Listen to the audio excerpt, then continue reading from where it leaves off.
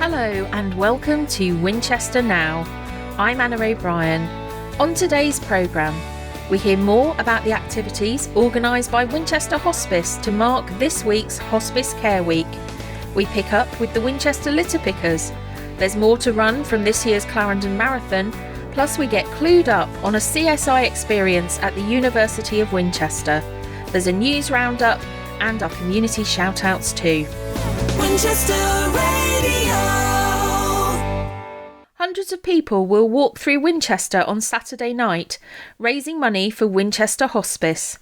The Winchester Purple Night Walk is 6 kilometres long and takes in the sights of the city. The Winchester Hospice marked its second anniversary last month. It provides palliative care and relies on fundraising to keep the vital service running. Clinical matron at the hospice, Donna Coombs, spoke to me about the work it does supporting patients and their families and the number of people it has helped since it started 2 years ago. Donna, you have a really important role, and I know there are some wonderful people working alongside you, supporting patients and their families here at Winchester Hospice. What's so rewarding about working here? I've been privileged to nurse for 25 years now, but I can honestly say never at a point of my career have I been more content than working within palliative care and Winchester Hospice. I think when people speak about the hospice, they immediately think perhaps it could be a very sad area, a very tearful area, but actually I can't say the tears are never there, but it's a very happy, very loving environment, very caring environment. And yeah, wow, I meet some absolutely amazing people and feel extremely privileged to be able to support them and their loved ones in what could be a difficult journey. And for Winchester Hospice, you've got some incredible staff. I know you've got some incredible volunteers as well that support the staff. But over the course of the 2 years, share with our listeners just how many patients the hospice has helped here in Winchester. It's been absolutely fantastic. Since we've opened 2 years ago, we have had the privilege to care for just under 700 patients.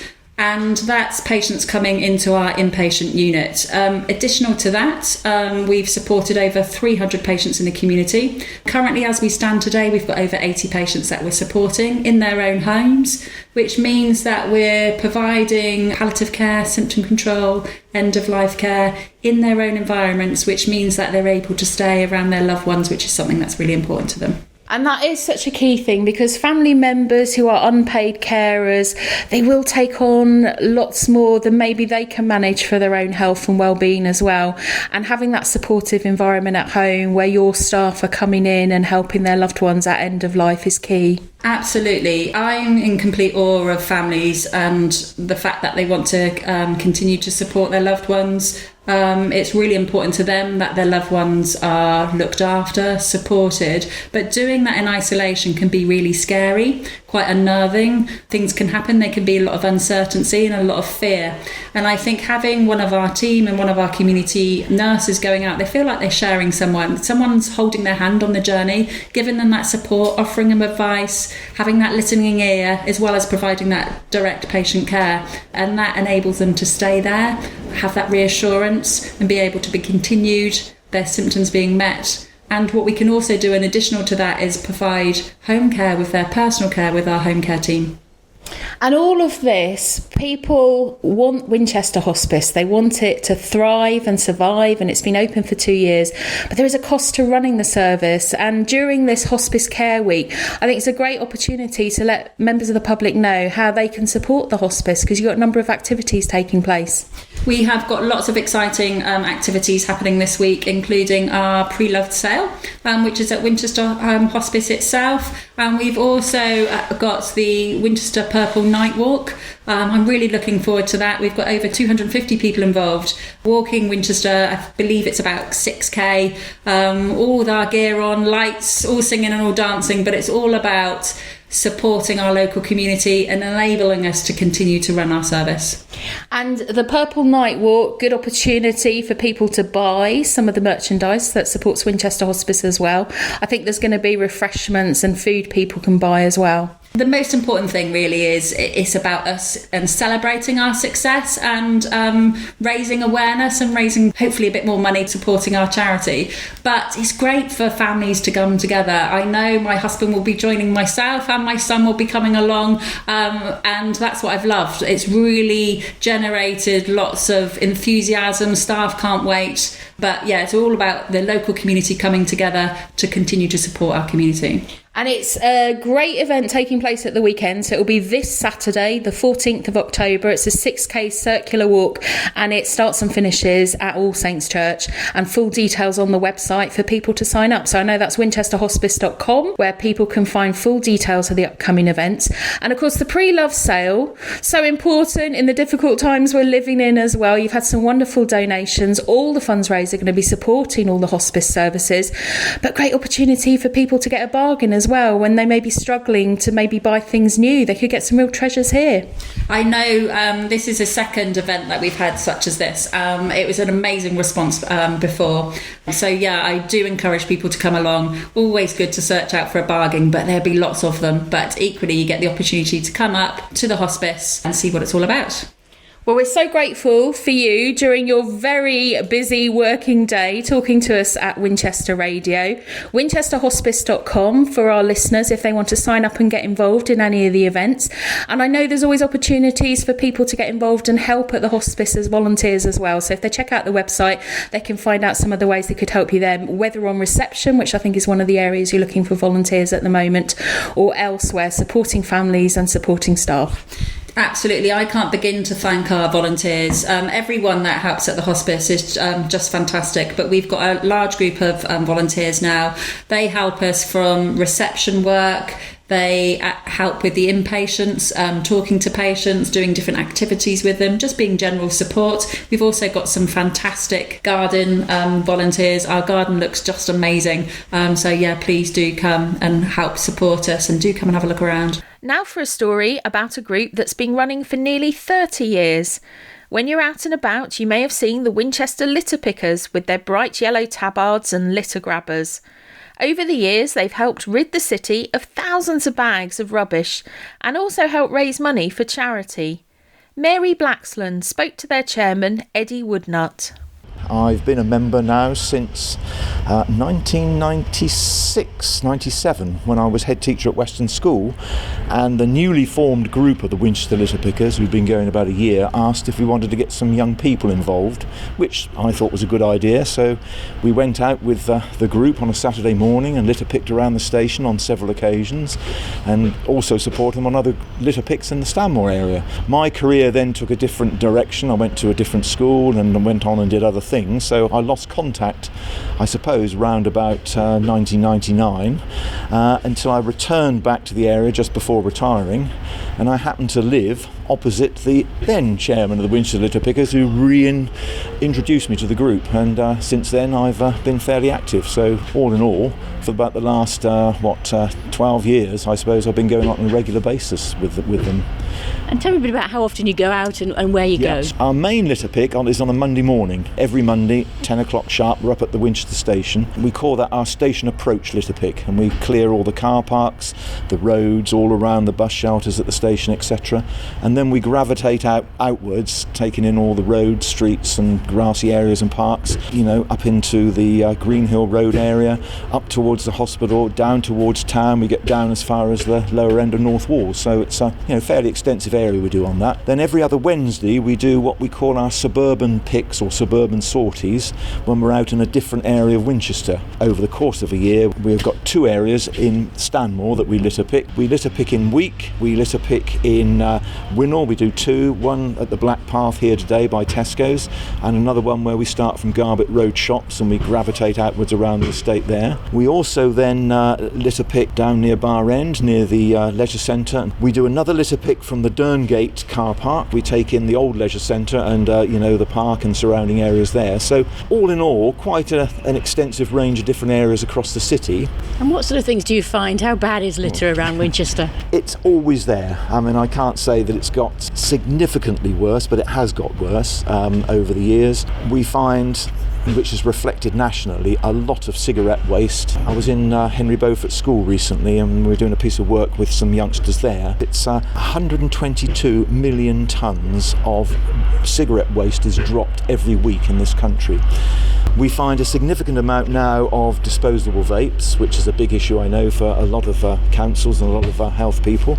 But generally it's waste food product, tin cans, crisp packets, that type of litter. But nothing ever surprises me. I mean, we find a whole range of materials that we pick up, but it's just there, and dropped on a very frequent basis. A number of our members, like myself, litter pick on a regular basis on our own patch. I mean, I live in Alresford Road, so I litter pick Alresford Road. We try then to keep our own little areas clear as well as the areas that we go into. But we're making a bit of an impact. But on the grand scale of things, it's depressing sometimes when you do something and then you go back a couple of days later and it's as bad as it ever was. And some of the litter that you pick up goes to a good cause as well. Oh yeah, absolutely, yes. I mean, we can recycle the aluminium cans that we've got. They go to the air ambulance appeal for the helicopter, and the organiser of that group is very helpful. She's given us contact names and addresses where there are litter bins for the air ambulance bins in the different areas that we pick on a regular basis. And do you still need more volunteers? Oh, absolutely. We're very pleased to get anybody that wants to join us. We've got a litter action website, which if people do a search through Google under Winchester Litter Pickers, they should be able to follow links to litter action or the Keep Britain Tidy campaign, and they'll be able to follow links then through to finding out what groups are going on, what's happening in their own local area. And there is a whole page there that they'll be able to access for Winchester Litter Pickers, detailing our calendar of events and contact names and numbers, etc., to make contact with us. And you must get a sense of achievement when you've finished a day, that you've made a difference. Yeah, absolutely. I mean, it's nice when, sometimes, I will catch the bus home after a litter pick in Stanmore, and it's nice that it goes down the roads that we've litter picked that morning, to be able to look out the window and see the road is in pristine condition. How long it remains there like that is a different matter, but it is nice. We do get a sense of achievement, and I think we have an annual party every year just as a thank you to our members. We don't have any subscriptions or anything at all like that, but over the year we've sometimes get the odd grant and donations from people. We would then just have a get together and just to celebrate what we've done. And I think last year we did a count back on the approximate number of bags we collected across the year, and it was way over 3,000-4,000 bags of litter that we'd actually picked off the street. So yeah, we do make a difference. Here's a roundup of some other news in brief this week from the Winchester area. The Winchester Poetry Festival takes place this weekend. It's designed to share, showcase and celebrate great poetry. There are readings and workshops from local poets and those from further afield. The event also involves schools and community groups. If you want to get involved, for more information, visit winchesterpoetryfestival.org. Winchester maternity consultant Martin Pitman's employment tribunal against Hampshire Hospital's NHS Foundation Trust concluded earlier this week at Southampton Magistrates Court. Mr Pitman claimed he was sacked for whistleblowing about patient and staff safety concerns. Hampshire Hospital stated his dismissal was as a result of an investigation into his conduct towards other NHS staff in the maternity department. Hampshire Hospitals and Mr Pitman's representatives made closing submissions on Monday in court. Judge Jonathan Gray, leading the Employment Tribunal panel, said they should have a decision within 28 days. Trading standards officers in Hampshire are stepping up their campaign to stop the sale of vapes to children. They're visiting more premises and carrying out test purchases. Last week, 1,500 illegal vapes worth around £20,000 were seized from a shop in the county. Work is also taking place in schools to raise awareness of the risks of vaping. The council is also calling on the government to tighten up the laws around the marketing and availability of vapes. Winchester Fashion Week returns to the city next week, running from the 16th to the 21st of October. Now in its 12th year, it includes exhibitions, workshops, shopping events and a catwalk show. It aims to showcase the fashion from both national and independent retailers in Winchester city centre. The event is organised by Winchester Bid in partnership with the university. It also gives students in fashion and event management a chance to practice their skills. Winchester City Football Club bowed out of the FA Trophy after a defeat at home at the weekend by Hungerford Town. The final score was Hungerford 5, Winchester City 3. And local community heroes to help switch on the Christmas lights in Winchester on Thursday the 16th of November are being sought. Do you know someone who shines brightly and goes above and beyond to help others? Nominations are open until the 31st of October. To make a nomination, visit Winchester Bid's website. Now, shining a light on uplifting stories from around the local area, here's Paul Blitz with this week's community shout-outs. Lots of good happens in our local community every single week, and here at Charity Winchester Radio, we love sharing it with you. So we start this week with a big thank you to all of the local schools, churches, businesses, community groups and individuals who took part in this year's Winchester Green Week. Over 80 events on environmental themes took place in and around the city, and organisers want to say a special thank you to all of the volunteers who helped to make these events possible. Well done to the more than 19,000 Hampshire children who signed up for this year's Summer Reading Challenge with the Hampshire Libraries. Recent figures from Hampshire County Council show that the take-up was 11% up compared to last year, with over 73,000 books read. This year's challenge was Ready, Set, Read, and the theme was sports and activities with a focus on health and well-being as well as a love of reading. A big shout out too to the local volunteers who ensured the challenge was a success, dedicating 6,599 hours of their time to the project. And finally, a little shout out for the fact that this week marks 55 years since hospital radio first started at the Royal Hampshire County Hospital here in Winchester, entertaining patients and keeping them company. Originally, the service was provided by the then Southampton and Winchester Hospital Broadcasting Association before we began what was called Winchester Hospital Radio in 1984 with some of the volunteers from the original charity. I'm Paul Blitz. We'll have more great community shout-outs to share with you next week. Winchester Radio. If you do want to come along and support Winchester Radio this week to mark 55 years of a hospital radio service here in the city, the charity will be holding a fundraising coffee morning from 9 through to 11 a.m. at Rickstein, Winchester on the High Street on Thursday, 12th of October. If you are trying to shed some pounds before the festivities for Christmas, then running could be just the thing. The picturesque Salisbury to Winchester route along the ancient Clarendon Way is the course for the annual Clarendon Marathon event, which takes place every October. It started in 1998 and since 2012 has been organised by the local Rotary clubs.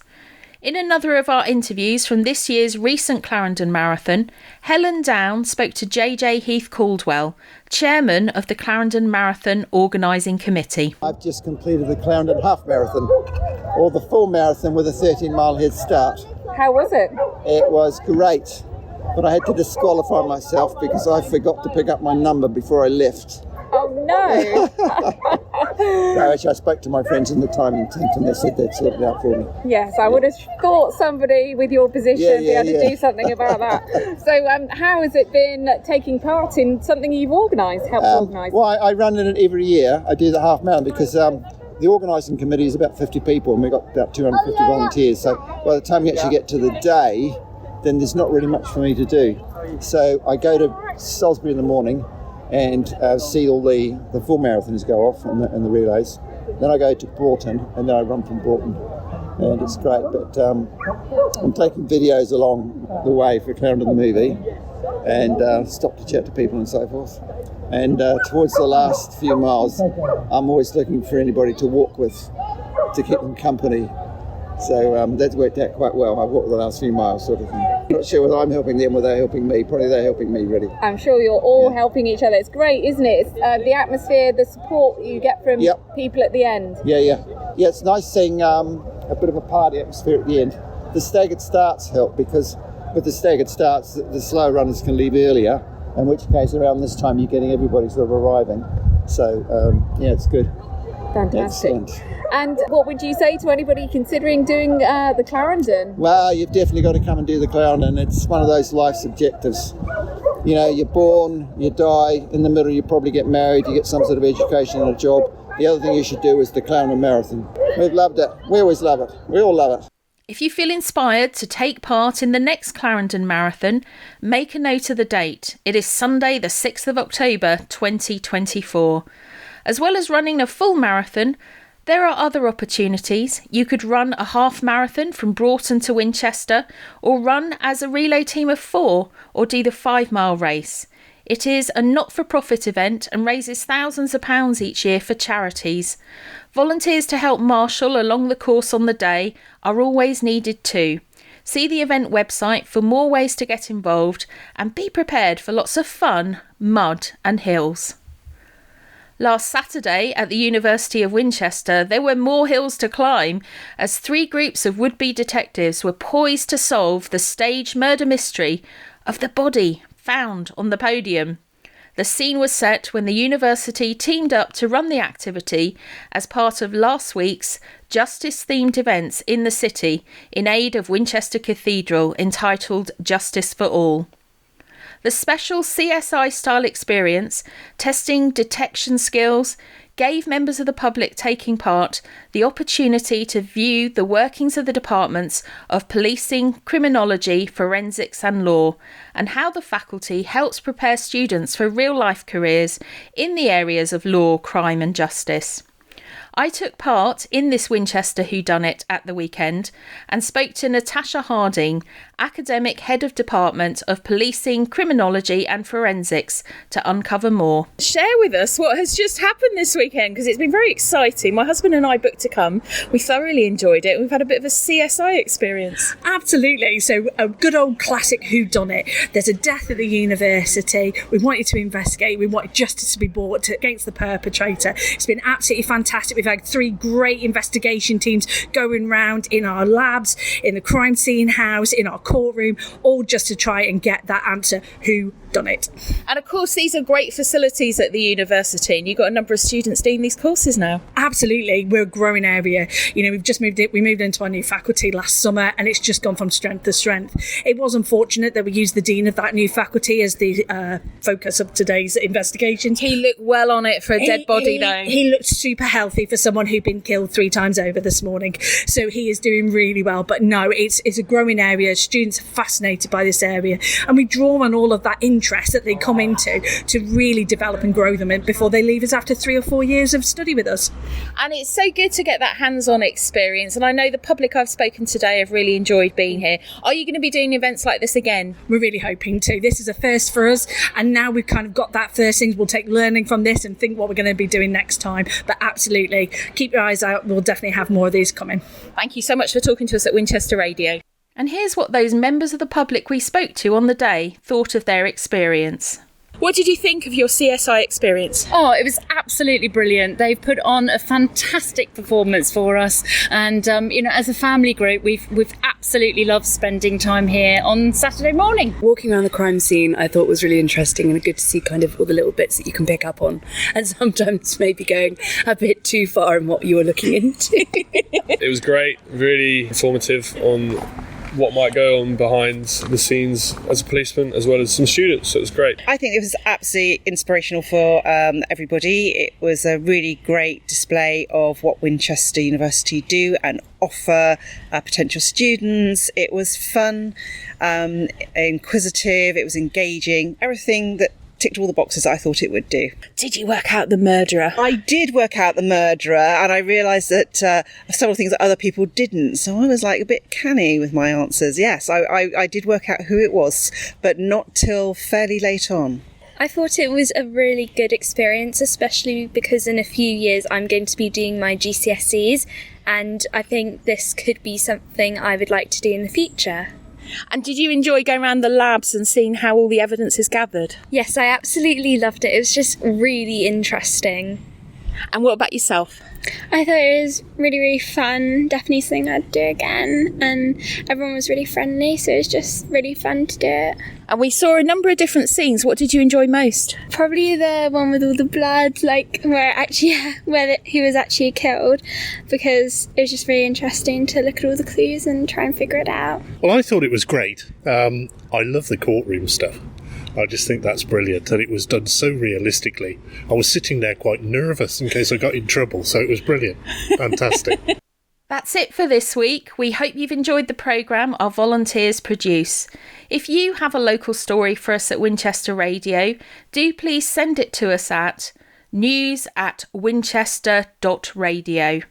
And remember, you can follow our charity on social media too, including Facebook and X, formerly known as Twitter. Thanks for listening.